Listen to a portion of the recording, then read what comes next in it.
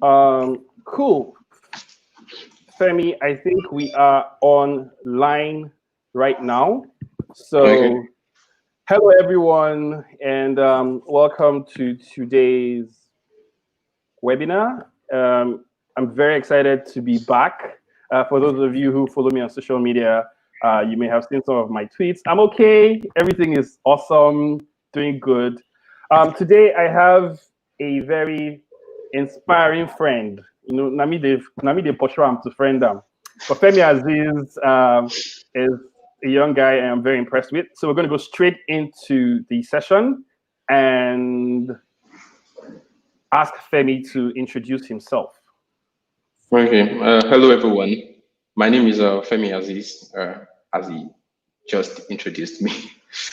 Okay. I say hello, everyone. My name is Femi Azeez, as he just introduced me. I'm currently working as a research engineer in Easterdip. I'm working from the Lagos office. And then I'm also very involved with AI Saturdays in Lagos and in Kigali. In the Lagos team, I'm focused on the research track where we're trying to like solve some African relevant problems with AI research and all that. That's briefly what I'm doing now. Thank you, Femi. I like your very modest introduction. So the way this works is we're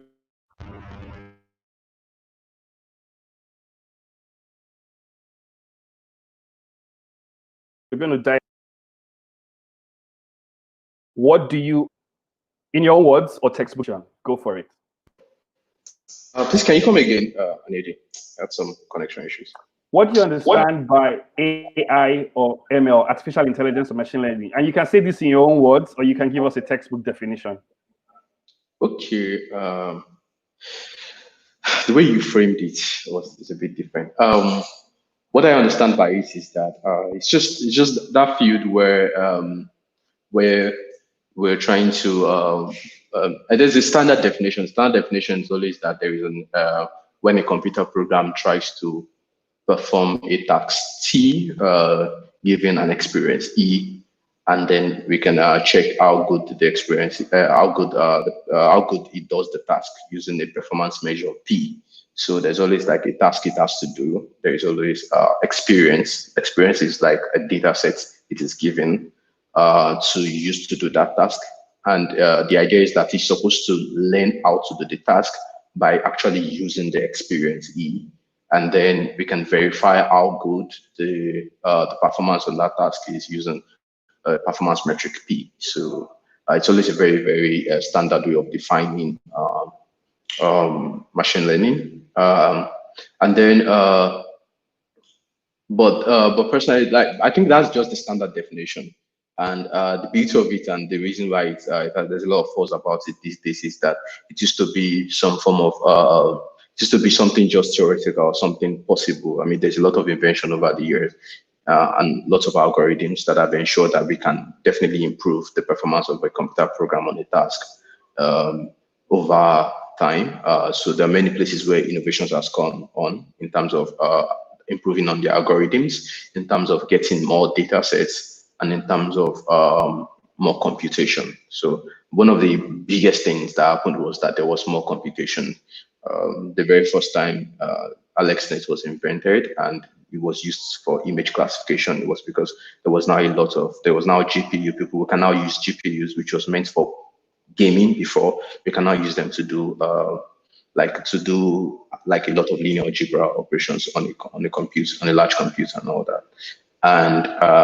And then because of that innovation, and then also in this century, there's now like more data sets. So that's what made it a buzz and very popular and very useful in these times. Thank you. So speaking of useful, you know, there's a lot of conversation, there's a lot of information about when you say what is useful. Most people interact with AI by using a product, you know, Google Photos or Facebook, someone tags you or something like that.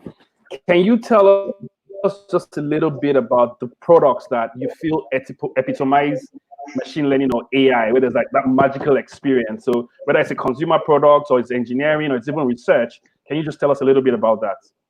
Okay. Firstly, I'm going to talk about the cool product, like very, very cool products.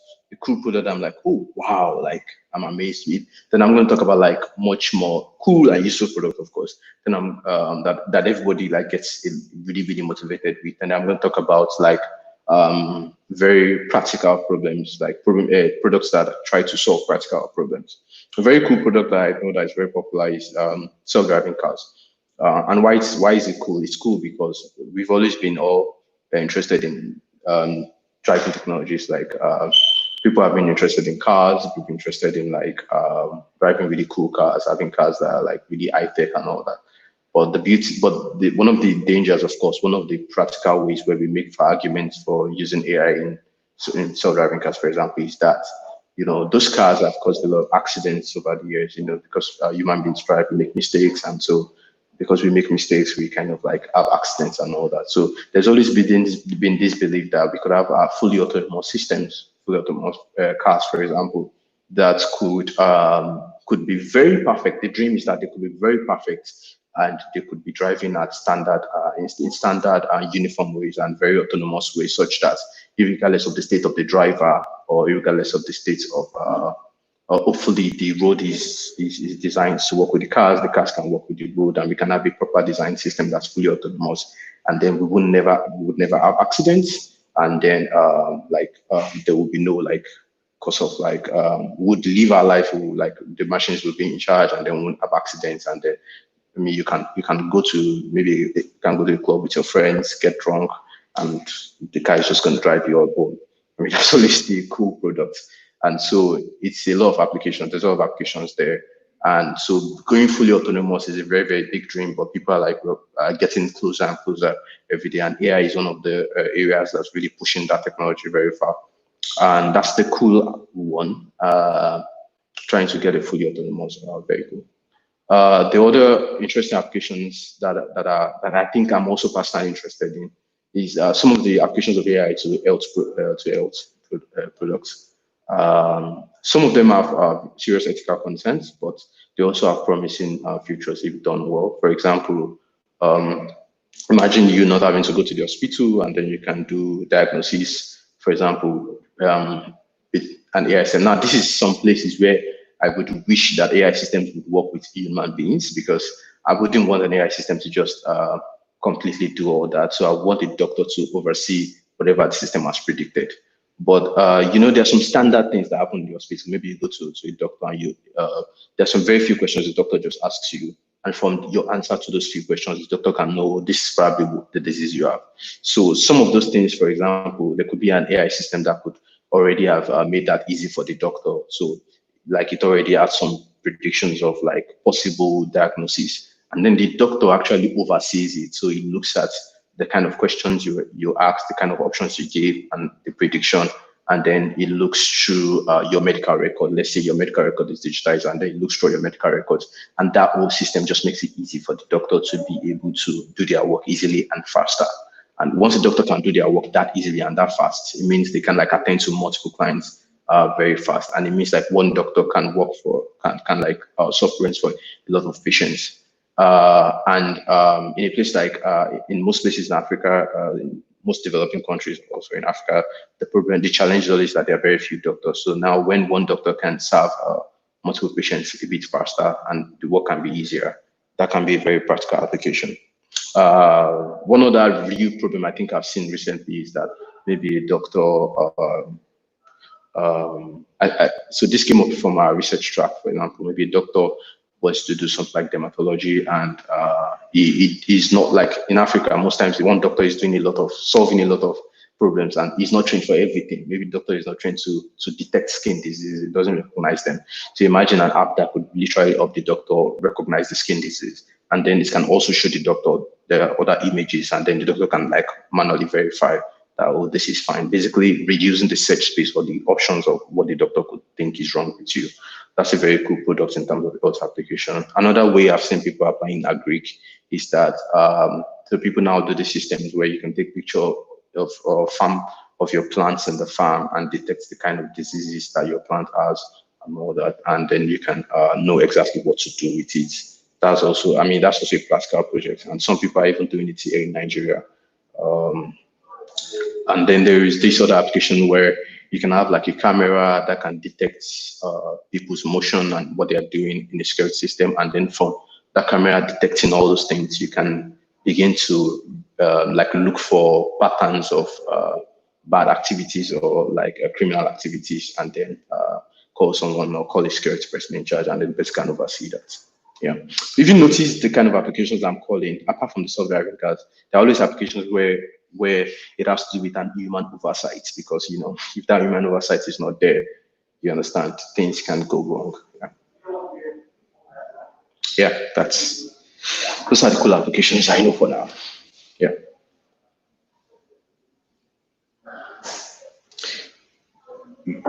You are muted. So the self-driving cars, there's always two sides to that conversation. Oh, should we hand over everything to cars? And because of popular, movies and things, people will cite about the issues that maybe a car from maybe Uber or somewhere or Waymo has had an accident, litigation. How do you deal with all those issues?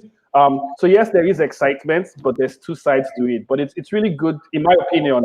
Computer vision definitely is one of those areas where there's a lot of potential, like you said, especially in the medical space and also in the autonomous driving space. Even when you go beyond the zenith of self-driving cars, there's some other things that are a bit more guided, like trains. So if you have trains on the rail, that is probably even already less intrusive. Or if we're able to bore and go on the ground or go to Mars, those are definitely things where autonomous systems would definitely be a huge one. So I'm going to switch a little bit. Two things come to my mind. One is the main crux of this conversation, which is the community aspect, right? And the areas where I'm going to really hit you very hard. And the second is the area of your specialization within machine learning and artificial intelligence. So I'm going to put it up to you. Where do you want us to go first? Should we go community or should we talk your area of specialization? Yeah, I think I'll prioritize on community. I'm not sure. So let's go with communities. You know my story. The way I look at you, I'm asking, everybody was doing back end, front end. You just went to machine learning and started building communities from scratch, when machine learning was not even a buzzword in most of the general community. I mean, a lot of people who were advanced or who were doing great things knew about AI and ML, and people had even done it even as far back as the 50s, 60s, or 70s. I've had conversations with some of our senior people in the industry who have been doing this thing even in the 80s in their PhD work, in their master's work, and they just keep telling us that, well, AI and ML is nothing new. Yes, you have new computing power. The foundations are still important. But now, coming to this sort of hype season, you started building communities, at least in Lagos, before the hype season. Can you tell us the motivation and what you have, in quote, achieved with many of your friends and colleagues in AI in Lagos, in communities?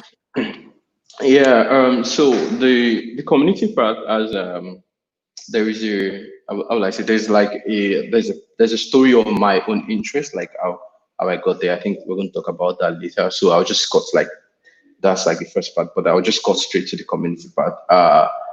I think so. Let's just fast forward to I'm interested in ML, for example, and I find myself in a day job where I'm doing backend engineering and all that. And then I realized, so the backend stuff I was doing, I realized that there was no much applications of ML like around, many startups around, and kind of like in the global community, ML picking up. I was already like, I took a course on Udacity. So I've taken like courses on Udacity, on machine learning courses on Udacity. I've taken on Coursera and all that. So that's just for my own personal interest. So then, for example, when I would have my day job during the day, at night I would focus on ML. Like I would do ML. I would do like ML courses and all that. So I was kind of like busy doing both ends and all that. My first involvement in community was more like I think there was it was like there was a boot camp, like there was data science was getting more popular already. So there was a boot camp where like the first data science boot camp by the very first data science boot camp Yeah, I think a friend of mine, so the friend now does data engineering in Apple now. When he was in Lagos, his name is Osas. Sorry, he does data science in Apple now. I can remember the first time he told me about, oh, there's this boot camp. They need somebody to talk about ML or do a practical section in ML and all that. Because I think he knew about it somewhere. Someone linked me up to him and all that. So he was like, "Oh, would you like coming around and helping with that bootcamp stuff and all that?" And then that was when I knew about bio and the whole data science community and all that. And then, I knew that the data science is very different from like the data science is a bit more broader. There was like more applications like data analytics and all those things. So that was very popular in Nigeria already. People were doing data science, but people weren't doing ML specifically, and I knew like, oh, ML was very, very specific. It's very different from like core or general data science. So in that boot camp was the first time I like got involved in community.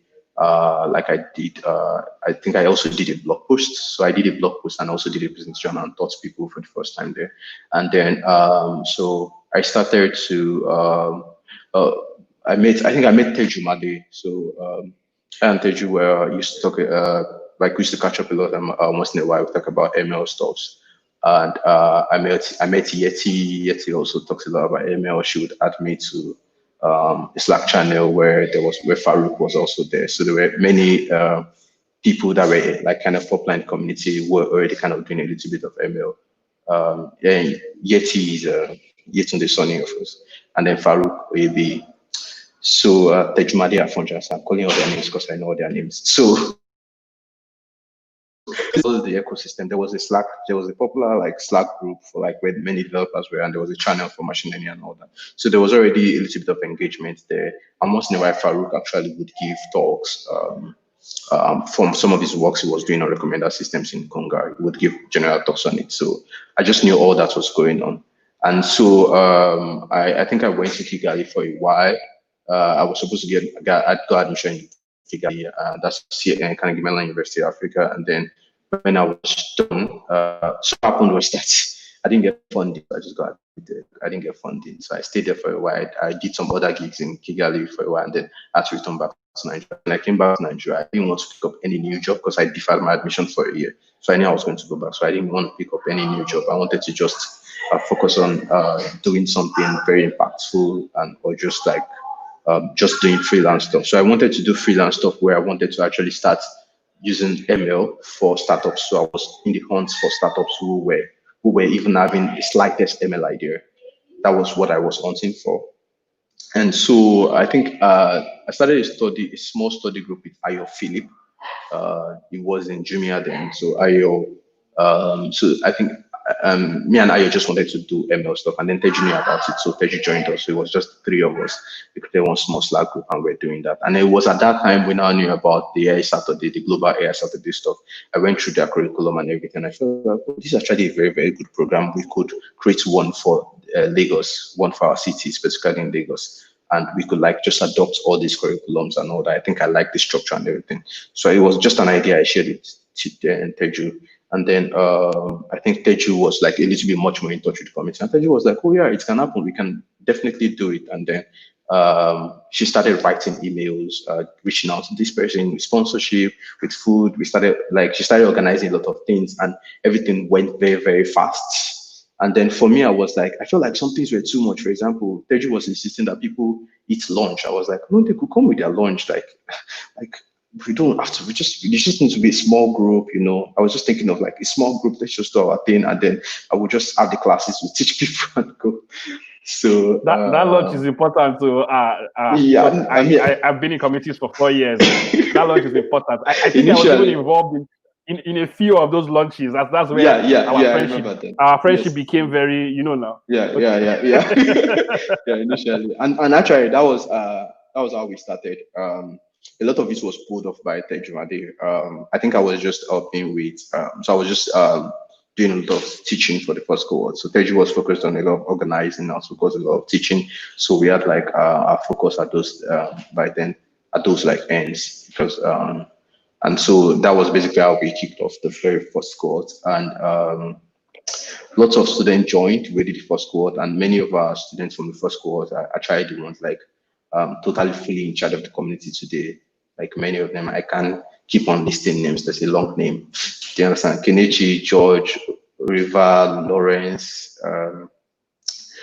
lots of names. Sadiq, I can't go on. Many people from the first cohorts that I could remember. There's a long list of them. There's like some of them are even outside of the country. I can't just keep on going. Yeah. But then there's like a lot of names. There's a full name there. Like AI Saturday is no longer me. You don't forget anybody's name.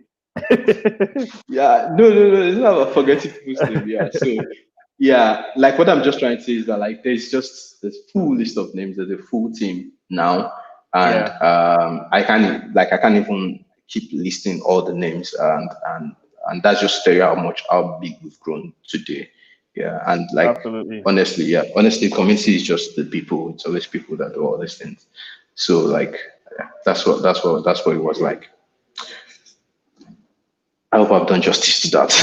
Okay, so yeah, you have actually done a lot of justice. So the thing is, I like the fact that you study community. There's one person brings up 2 people, 3, 4, 5 people come together. Then you sort of train, and then the people you train, they become very excited. So there's this whole concept of the community growth curve, where people go from trying to figure out what is this about. So it's like from awareness to attendance, then they want responsibility, then they want engagement, transcend to leadership. Everyone. For us, I mean, what I do predominantly, there's like 2 strong pillars that we really talk about: the social, the management, the extrovert kind of pillar, organizational skills, and then you have strong technical skills. So if you have those 2 in one person, that's amazing. In fact, from the Google perspective, you have those 2 in one person, we call that person a Google developer expert. So you have expertise in one technology related to Google. So maybe it could be Android, cloud, web, machine learning, and you're almost like an authority. Like you're respected. Your videos, you're a force to reckon with. And then you have these outreach skills which just come naturally. No one's paying you to do it. Nobody can figure out why you're doing it. But then you would travel. You would give up your Saturday. You would mentor. You would do all sorts of whatnot. So the ideal leader, and let me not say ideal, I'll just say the advantage leader is somebody who has both strong technical, strong social. But can you say something to those people who may feel they have only one of those skills? Like, oh, I can't really organize, but I can. I know machine learning, or I know machine learning. I'm an expert. I don't want to organize anything, or I don't know anything. But if it's bringing people together, I just want to help communities grow. So can you say anything about those 2 skills, and either the one or the other, and how that helps in people learning machine learning? So I'll say this from the point of view of like what I was like and what I transitioned into. Do you get? So initially, I wasn't thinking big about communities a lot. Is that the right way to say it? I was involved in like starting a couple of stuffs in school too. So I used to like have some engineering clubs that I started in school too. So kind of, let's just say there's a way I like to do it as a bit more low key. But for me, I always respect, I usually had more respect for being technically grounded first. And so there was, I had a little bit of community stuff, but it was so low key. It was not like a very, very big skill. So what happened was that I think there was a lot of rubber for me from like someone like Tejumadi, for example. So she would literally force me to do some things, and she would drive me to do some things. And so at the end of the day, I found out that like the work she's doing is also as important as the work I'm doing, and none of them is less. You kind of need to have the two very balanced. So over time, there have been many situations where I have to write letters. I have to like kind of tweet once in a while. My tweets are improving. Like once in a while I have to tweet. Once in a while I have to like still. I think for me, I'm used to personal engagement. I'm used to like know people, meet people. Like some of my closest friends are like people I talk to like personally. So I like there's a I like my I like my influence being deep and not too wide. Over time, it could get wider. I mean, because basically, maybe the person you know knows this other person and all that. But then it's always like, okay, being very deep, like that deep connection with individuals. I always cherish that more. Do you get? So I didn't just want to be like, oh, that guy, oh, I know that guy and all that. And then I don't know anything about you. I like you to be like, oh, hey, bros, what's up? How far? Like, how have you been? You know, we both know each other. You understand? And there's like a limit because of our human capacity. There's a limit to which that influence can go. So the advice is always that you should do that, but you should also, still have some little ways of reaching out beyond to people who literally can't get very close. You understand? Since you have limited capacity, you should still have a way of like reaching out or of like ensuring that your circle of influence is a bit much bigger. And that's where like basically organizing or teaching or doing something, doing a tutorial or doing a video or doing something, that's where those things become helpful, because there are ways you can scale your influence beyond your small circle of people you're deep with. And that's the idea of all these things. And I think you have to ensure that you kind of are balanced. Do you get? Because there's like, it's good to be technical and it's very important to be technical, to know what you're doing, but then it's also much more useful when you can share what you have, when you can influence somebody else, when you can inspire somebody else. I mean, Absolutely. you become very much more useful.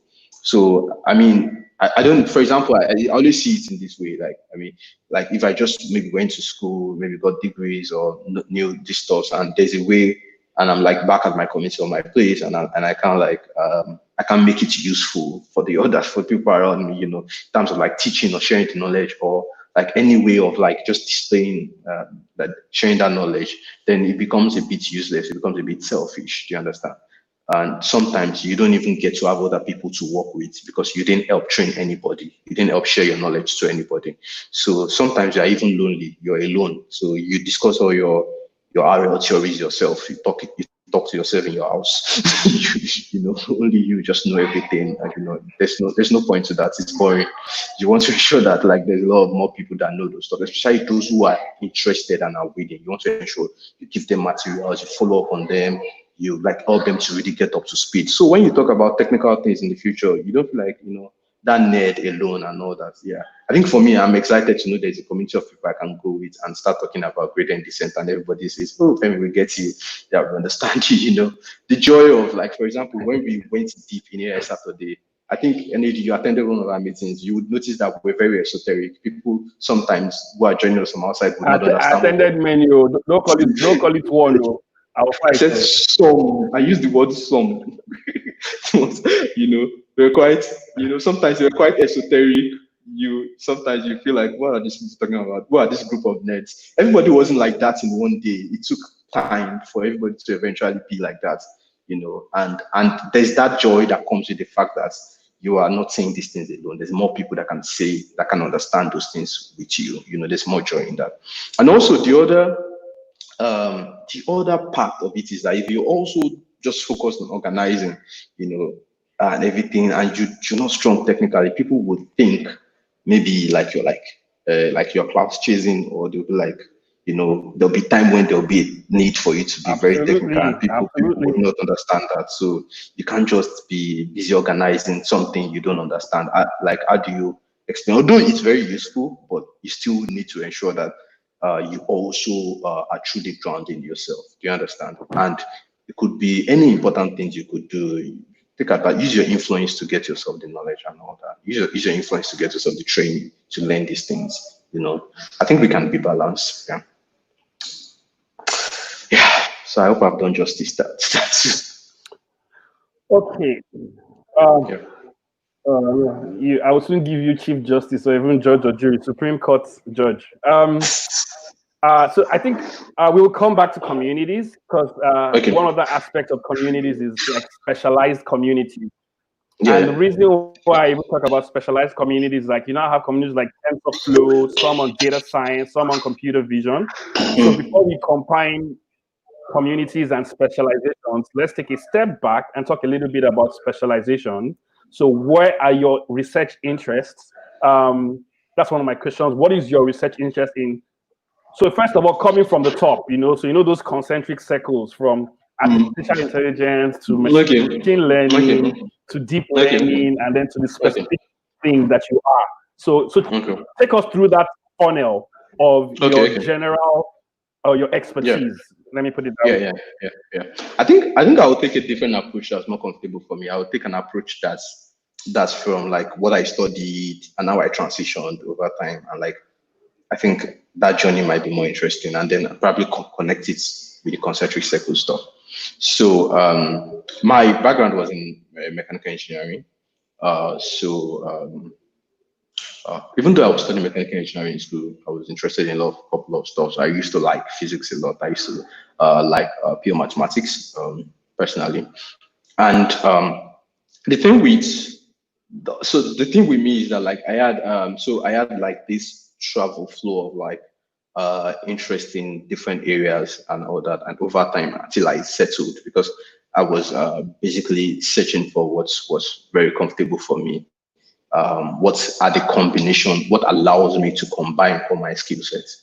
So yeah, the first thing, of course, in mechanical engineering, now even though I was learning maths, pure math and physics, I was interested in in concept like quantum mechanics. I was interested in this interesting story of the search of the unification of the four fundamental forces in physics, and everything that has to do with it, from like electric force, the weak interaction force, and all those things.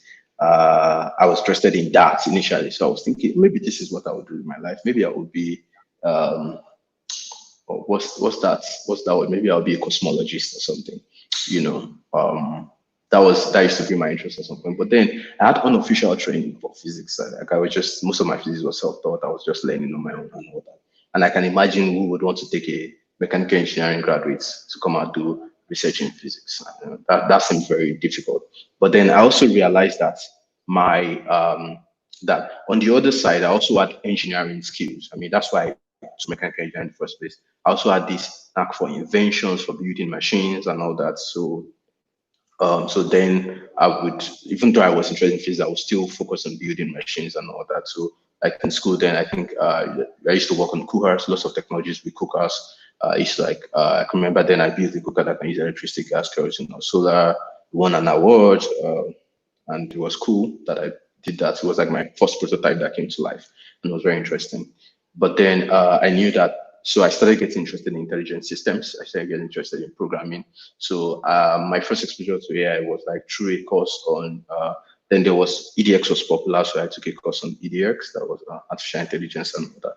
And it sparked my interest. I mean, the first problem set I worked on, I think I worked on it the whole day for me to just get a little point or something. So I was like, oh, what kind of interesting area is this? Like the problem set engaged me the whole day. I was working on that problem set the whole day. I didn't even know Python and all that. So I was like literally learning everything on the go just to be able to solve that certain problem. And so the whole journey I took, I think it was Pac-Man, and they were using classical artificial intelligence search algorithms then. And the whole thing I went through in trying to solve that problem was like, when I like got a little point, I was like, I breathed and I was like, wow, this is fun, this is interesting. And so that was what artificial intelligence as a whole. It was like classical search algorithm stuff and all that. And then I think so coming from mechanical engineering, I started getting interested in control systems, intelligence systems generally. So I started doing control. So there were two courses I was taking when I finished in UI. I was taking a course on control of mobile robots. At the same time, I was just taking a course on machine learning on Coursera. Those two courses on Coursera. The one on control of mobile robots was by Jatech, and the one on machine learning was the popular one by Andrew Ng and all that. It was in MATLAB, definitely. So, but I first learned Python before I started doing all that. And so for me, I think I started to realize all the core fields of machine learning. And I realized that control system was actually what grew into reinforcement learning. Reinforcement learning is a particular type of machine learning. So there's supervised learning, unsupervised learning, and then reinforcement learning. So the reinforcement learning part was the specific part that I was interested in, because it was influenced by control, because control system actually developed into reinforcement learning. There's a slight difference between those areas. The slight difference is that in control, you have an agent, but you have the full physics and the full dynamics of the environment. So you know the full equation, you know how the environment goes exactly. But in reinforcement learning, you don't have the dynamics of the environment, you don't have the equations, you don't know the physics of the environment. You actually are using experience to learn the dynamics of the environment. Sometimes you use the experience to learn how the agent is going to behave directly. That's what we call model-free reinforcement learning. And sometimes you use the experience to learn, you first learn the model of the environment and then use the model of the environment. Then you do control with that and then use it to move to control the agent or wherever. That's called model-based. Model-based because you first learn the model of the environment. And then before you now do that. So the unique thing about reinforcement learning and what attracted me is that in supervised learning, you have a data set that's labeled X, Y, and then so you use the data sets to learn how you have the full data set, history of data set, and then you use that to learn. Your agent learns that and then works with that, and then it tries to predict Y in the future given X. In unsupervised learning, you don't have a label Y.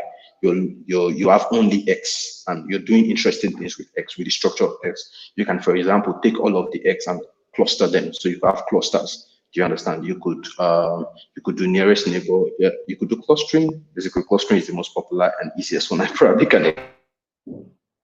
It's a bit extra, but you could cluster basically. You could cluster the data set and all that. So that one you really don't have Y, but you're learning how to cluster X.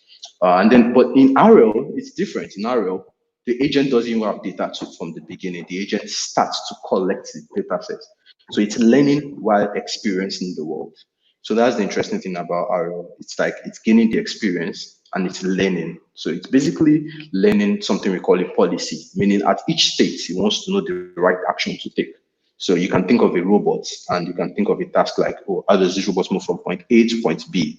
And then every point the robot is in, we call them states. So while it's in that state, it tries to take an action. So knowing the right action to take, given the state, is what we call policy and reinforcement learning. And so the robot is basically trying to get to a goal. Do you understand? And then so you give it some reward. So if it does well, you give it reward. You give it a good reward. If it does bad, you give it a bad reward. That's where the word reinforcing come from, because reinforcing is a concept in psychology where whenever you want to train something to behave right, whenever I think they used to have this experiment maybe with monkeys, whenever they want them to do something, whenever they do the right thing, they don't tell them what it is, but whenever they do the right thing, they maybe give them a reward, like give them sweet or something. That's like, why am I saying sweet? Maybe monkeys, you give them banana or something. So that's like score positive reinforcements. You tell them what you want them to do and then you give them something. So, but negative reinforcement is that whenever they do the wrong thing, you punish them. And whenever they do the right thing, you don't do anything. So like that's the idea upon which that whole field was built up. Yeah. Yeah. Okay. I hope that's clear. I'm going to switch quickly to. I hope so too, because you've just made me feel like going back to school. I'm like, this guy was talking about quantum and cosmology. You know, we saw the SpaceX launch recently. You know, the rocket to go, part of the rocket to come back, it will land. Like, everything is science fiction. I said, let's talk about the positive sides of science fiction. Are working now. Things were impossible. So when you talk about cosmology, Oh, but this is just a side fact. I actually had a little experience doing a little bit of astrophysics, so like when I was like trying to get to grad school and all that. So I actually had this experience where I think it was a professor. They were studying. So they were studying this concept called okay, forgetting whatever it is. I can't remember the exact name now. So it was basically like a phenomenon in the universe, and then there was a particular space probe or device or vehicle that was literally watching for that event. And so it was collecting data, and then whenever it collects data, NASA gets the data, and then me and the professor were like friends. So he would send me the data sets, and then I would analyze the data set, and we would look for the effect of what he was looking for. And then I would send him and tell him, oh no, we've not found it yet. We're still looking for it. So we had that kind of relationship. It was like just something I was doing out of passion or something. And I was doing it for free. So I've done something like that before. I think, yeah, they're called gamma ray bursts. So they're called gamma ray bursts. Yeah, so we're looking for gamma ray bursts events in the data set of that was collected. And the space telescope is called Femi. It was named after Enrico Femi, so it was like very similar to my name and all that. Yeah, so sorry. That's aside. That's aside. But it was an interesting project then when I was doing it. You're making me think of my life. Eh? If you follow me on Twitter, you will see that this morning I came with happy new month ginger. That all things have passed away. I'm in a very good place now. So what you're telling me is either going to take me to a gooder, greater place, or make me understand like, okay, so what did I do in my 20s and 30s? Like, anyway, very inspiring stuff. Very, we're really here to help and to help people get in. So I'm going to quickly jump to someone's question, which might, take us back. And I had this on the screen for a while. So it says, I really love the recommendation.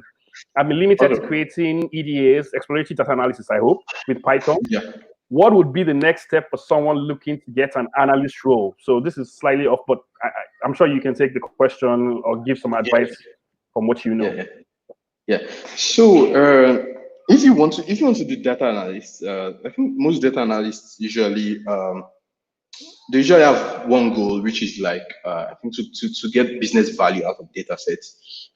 So your goal is more like you're kind of like in an organization where you want to make sense of a data set, you want to get business value, you want to get business advice to like a CEO, for example. You want to tell him that, oh, this is what this data is saying. You want to tell your story with your data. So most of these skills that you need, definitely you need to know how to do EDA analysis with your data sets, but you kind of need something extra, which is data visualization.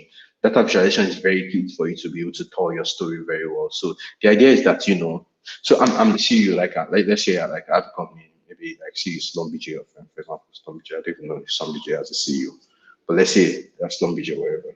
And then I have like, you have these data sets, like, and we just have this data, like it's just in this Excel spreadsheet of like how people are buying or are getting our engineering services, petroleum engineering services or something. So we have this data set of their behaviors or whenever we put this deal, what do? They take it or do they not take it? So it's in an Excel spreadsheet. I see you doesn't have time to do that. So your role as an analyst will be like, okay, take that data set, do you understand? Bring out business values from it, do you understand? Like, so you use the data set, you would analyze it.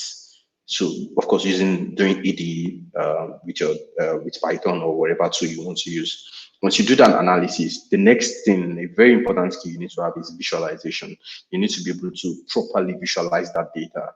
And so you need to know how to create your hypothesis, how to ask the right questions, and how to use the data to answer those questions. Sometimes to answer the questions, you might just need to do descriptive statistics. Basic descriptive statistics can help you to answer the questions. In some other cases, you might want to do a little bit of some attributes or variables that you want to be able to predict. And so you want to take that data set and be able to do those kind of analysis with them. I think some people like to divide into univariate analysis, bivariate analysis, and multivariate analysis. Univariate analysis just means the kind of statistics you can do on just one feature at a time. So let's say a feature, for example, is let me think of a picture. A feature could be like maybe the size of the particular tool that they rent from your company, for example. So it could be like, oh, client X rents this size, client B rents this size. So you could have like an attribute, like the size of the tool or the size of the tool, for example. So you could notice that you could just do univariate analysis. You could do things like mean, median, mode, or what we call 5 summary statistics, which is like the 25th percentile, the mean, and the median, the 75th percentile, the maximum, and the minimum. So that is like there's a long data column, and then you kind of get a scope, a summary of that. You could do that. You could do bivariate analysis where you're looking at correlation between 2 attributes, and then you could do multivariate where you're looking into like 2 or more attributes, and then you do those kind of analysis. There are tools for doing that. Tools in Python, tools in R. Yeah. All right. Yeah. And then visualization. Just visualize them and tell your data properly with presentations. Yeah. Okay. So in the interest of time, I definitely agree. Visualization are so important. That's if it's not visual to me, I don't understand it. So you get so Exactly. I know some people think I'm pretty smart. You say you work at Google and everything. You lead communities and developers, but visualization just makes everything very very impressive to me. Just understanding. So I mean, we've got like 15 minutes to go, and I'm just thinking of some of the strong things we can do. This platform is a lot all about giving people advice. So first things first is for the person who's asking questions. I think for the platform, you can sign up for my machine learning newsletter. I send a newsletter once a week. I make references to some things that data I'm curating. And I know there are a couple of upcoming courses that break things down the more, and I'll be sharing them via the newsletter as we begin to change even a lot of the things around focus. Right now, we're doing a lot of webinars with people almost every week or every other week. And I think we have another 5-6 more people lined up for this season of episodes of this. And then we'll go into a lot more hands-on. So feel free to sign up for the newsletter, ask questions. You can subscribe to the YouTube channel. If you're watching this on YouTube, I'll drop the YouTube link. I think it's just search for Aniedu Udo, or search for the video, and then subscribe. It's going to be somewhere there. Yeah, let me try and get my hands right. Okay, to be somewhere there at the bottom. And then click for notifications, set reminders when we let you know. So the other answer to that question is, if you don't want a very specific answer, or if you're going to have more questions in the future, please join a community. This AI Saturdays Lagos, AI Saturdays Kigali, Data Science Nigeria, GGG, TensorFlow user groups. Joining a community, you meet more people. They bring in speakers, experts, people learn together.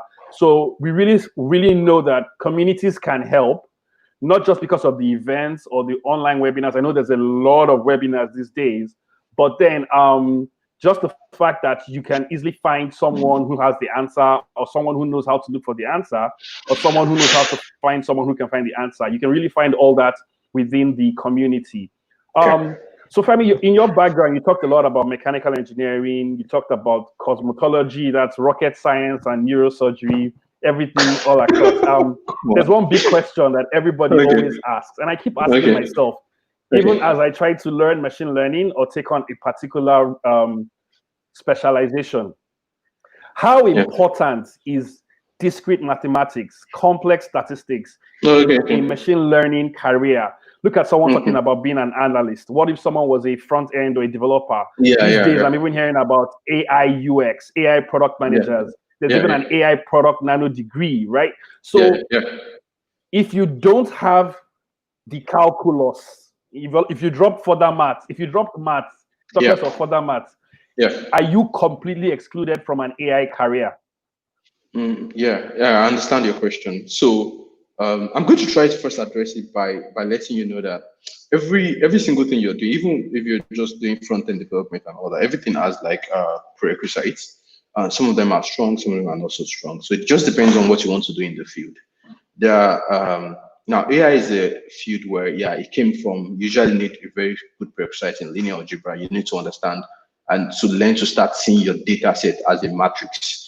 And so it means you kind of need to understand a little bit of linear algebra, like what kind of operations can I do with a matrix and all that. So most times it's always recommended that at least you know basic linear algebra.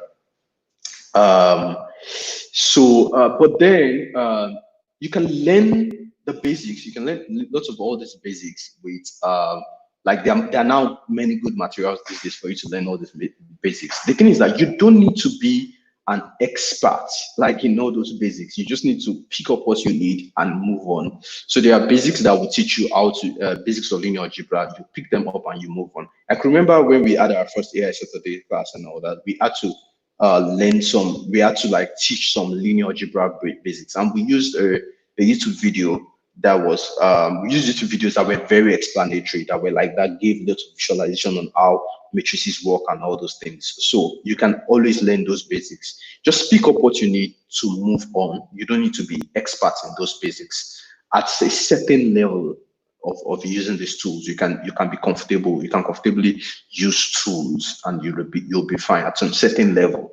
You can learn basics of probability. You can learn basics of all these things, and you would be fine. But then you need to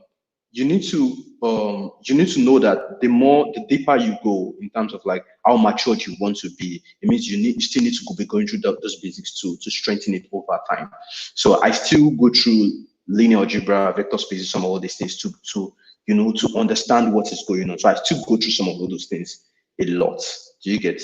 So for me, I'm still even not done learning the basics, some basics calculus and all that. So there's a basics in linear algebra, basic probability, and some basic calculus you need to understand some basic concepts. You can learn those basic materials. I would even recommend a book that's very good for you to learn those basics that I think treated it very well. You can learn the basics and actually move on.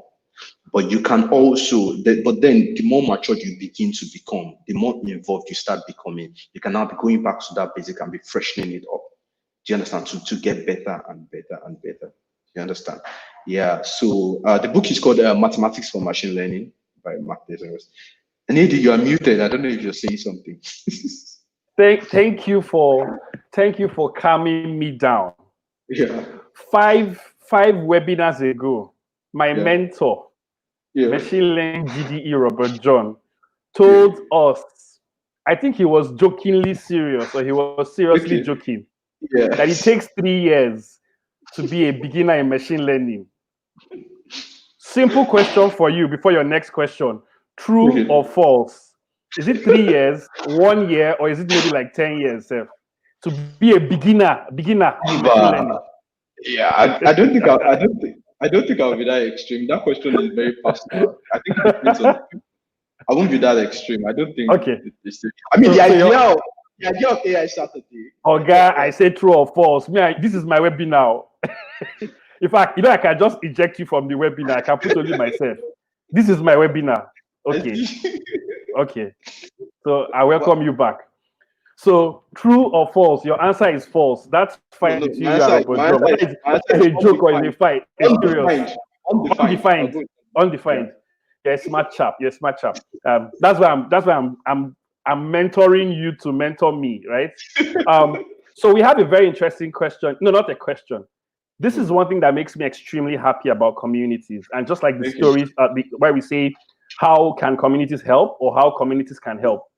There is one thing that I really, really love seeing in the community that I would love to see across the rest of Nigeria and Africa and the world, is an attitude of gratitude.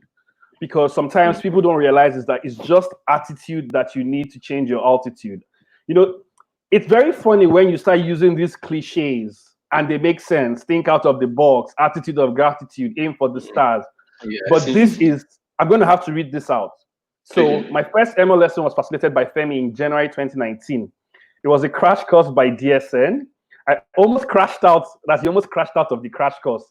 Boy, don't leave me. But today, I'm glad I had that opportunity. Thanks, Femi. So when you see comments like this, how do you feel? It gives me a sense of fulfillment, because like a fulfillment that I was able to have impact on people like him and many other ones. So the thing is that I actually remember this particular time. So I think I know the person. So and I remember this time. I was on holiday in TME and I had to come. So I literally came down to Nigeria. My flights, I had issues with my flights. I couldn't, they didn't do my tickets very well and all that. And so doing the crash course was stressful for me. I would come all the way from Egbeda to Unilag. I think so, yeah. Go through all those traffic and all that just to teach these folks. And then it felt a little bit stressful, a little bit stretched. And then the struggle of trying to crash through difficult content to make it simple. Sometimes you're doing that struggle and you see people's expression, you're like, oh, what can I do to make this literally come home and simple in this short time? So I can remember then many of them were like, okay, we don't get this totally. And I'll be like, just try. And I would I'll be like, this is not easy, but just try. Don't give up, And I can remember this particular time, it was very hard for many of those students because it was a crash course. And I was really trying to make them get maximal stuff within a very short time. And I was happy some of them stuck through because it wasn't easy. It was very challenging for them. It was challenging for me. Do you understand? It was very different from AI Saturdays because in AI Saturdays we have 16 weeks. We we kind of had the chance to build up a thing. It's still very hard, but it's very different. This was 2 weeks. I think it was 2 weeks or so. And so, yeah, it was really, really difficult. And hearing statements like this also makes me feel fulfilled. I'm also going to share another one that really happened that even made me much more fulfilled. All my siblings, things have not been so easy at home. So one of my siblings was really trying to get into the program and all that. And then there was a student I taught before that just met her, just based on her name, that she had Aziz as her surname. And then he found out that she my younger sister. And then he was like, at the moment he realized that it was my younger sister, he actually obtained a scholarship to a program online. And all this was just without me. I just heard about it, and it makes me really feel fulfilled and satisfied. I was like really excited that oh wow, that my siblings could even benefit from some of all these things. I think it really makes me feel fulfilled, and it also gives me that opportunity to also like to want to do more. I think whenever I get those kind of messages. So thank you very much. I'm happy that you're still learning till today, and yeah, really excited that you're doing well today. Yeah, I'm happy you stayed true. I mean, many people struggle, but I'm happy you stuck true. Yeah. Thanks very much. Yeah, thanks. I mean, bye. So today, I am very, very sorry. I am going to try to end at exactly 4 p.m. Always find it very difficult to do so. But I really love this attitude of gratitude as a way to sort of get towards the end. So I'm going to wrap up my final question into two, which is your last words as people are walking away, or people that, and what advice are you giving to my subscribers, learning machine learning people, for them to take away from this course, or from this webinar? And secondly, what are your views? And you've talked about them through today, about building a software engineering, a machine learning, an IT, or just building a career. I know there's a community aspect, there's an attitude aspect, there's a grit aspect. So just tell us, what that takeaway, give us your takeaway, and let's take it home. We're shutting down in exactly 180 seconds. Okay, so I think my advice to people is always that try to learn to be very practical and work backward. Do you understand? Like, go straight. Like, take your mind to the future. See what you want exactly. Try to give a more specific definition.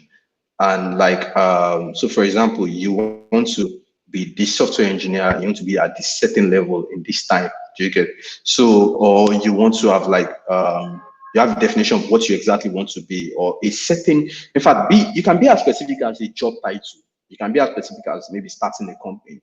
You can be very specific. You can, for example, if it's your dream to maybe be a research scientist in a certain company or something in the future, you can go check out the company and go check out their requirement, the exact things they require, to read it to the very letter, take it to the very letter, and then start estimating how long it's going to take for you to get there.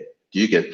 The beauty of this, what this does is that this means your dream or whatever you're imagining is kind of concrete. You can point to it. You can say, this is exactly what I think I want to be. Do you understand? If you have that certain definition. I mean, usually as software engineers, I think we can, as a software engineer or as a machine learning engineer, I think you can almost do that these days. You can go look up a job title or a position that has that definition. Go check it out.